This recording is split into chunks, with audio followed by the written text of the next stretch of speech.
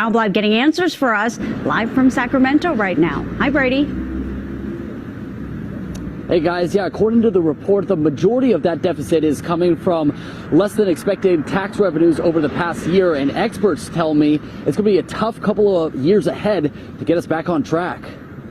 The state of California faces a serious budget problem in the coming budget cycle. The Nonpartisan Legislative Analyst Office says their revenues from the last fiscal year make up nearly half of the shortfall. The state is just now getting a final picture of the state's total after the tax filing deadline was extended to November due to last year's damaging winter storms. And as a result, we just didn't have as much data as we normally would have. To help balance the budget, the LAO suggests the legislature should consider tapping into its rainy day fund and cutting back on capital and infrastructure projects. Meanwhile, core services like education may be able to weather the storm. We don't think we're quite at the point where it's necessary that they cut the core services. Of course, that's a decision, though, for the governor and for the legislature to make. Hello, family. Welcome back to another episode of Journey to Harmony. Today, I want to talk to you guys about the huge deficit decline that is hitting California right now. California is currently facing a $68 billion deficit. So for those of us, those are some words for basically they have a budget of about $300 billion. And of that $300 billion, $68 billion is unaccounted for due to the loss of revenue. So what's happening right now over the last few years, we've all seen since COVID that things have just gone awry. And, you know, the state itself is facing for the first time in 50, 60 years, loss of population. People are moving out in droves since the COVID-19 that they had. The serious issues where they focused so much on lockdowns. They were, you know, a lot of draconian different efforts. They wouldn't allow children to go to school, and many people packed their things up and moved. They moved to Phoenix. They moved to Vegas. They moved to Texas. They moved to Florida, and this continues. So what's happening now is that this is going to have a lasting effect on the economy, which those who remain will have to carry. I'm going to play a video here. We'll watch a little bit of this. If it's your first time joining, please hit that like button.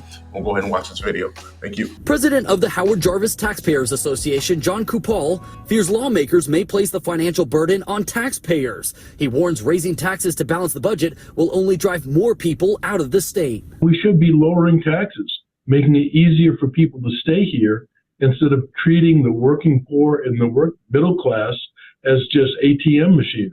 Many are asking, how did we get here? This is a very tough situation, I think, for the state of California. Finance professor at Sac State, Sanjay Varshney, says the budget crisis is a result from several factors. He says a bad year for the stock market reduced capital gains from high-earning Californians, less tax revenue from people leaving the state, and massive layoffs in the Bay Area's tech industry have slashed high-earning salaries, a major contributor to the tax revenue. And while the LAO says tapping into reserves could help balance the budget, Varshney says it comes down to spending less. Wait, no matter how many games you want to play with the budget, the shortfall is here to stay, and something needs to be done to fix it.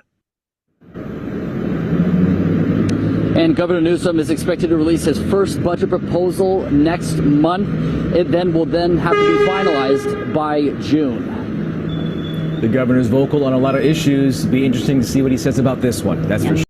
All right, perfect. So we see there. So there's a few things about money and that I've had to learn from other people, right? So there's an idea first is that money will move to where it is treated well.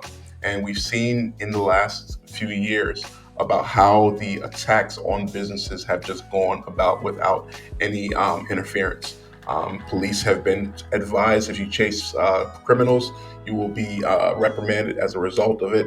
Criminals have more or less been encouraged and have been empowered over this time period. We watch videos of young people just going about and ransacking buildings in total, and this has caused a lot of business owners to pack their things up and to move.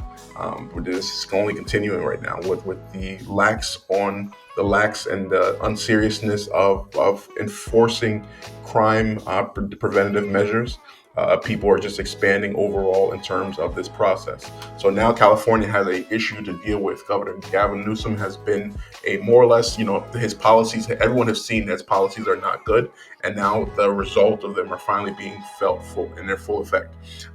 Businesses, the only way they can make this up is by raising taxes the way I see it. And because of the mindset of the people, what they need to do is to protect, enforce, police.